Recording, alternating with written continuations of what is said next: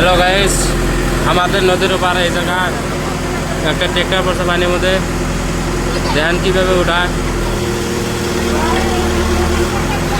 Tractor back করতে গাড়িটা পানির মধ্যে গেছে। দেখেন কিরকম মানুষ আছে।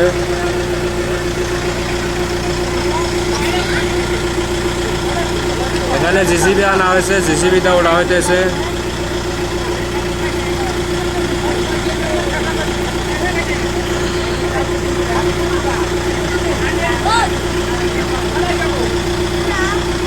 এই রাস্তা ছিল খারাপ, রাস্তা খারাপের জন্য আজকে এই দশা।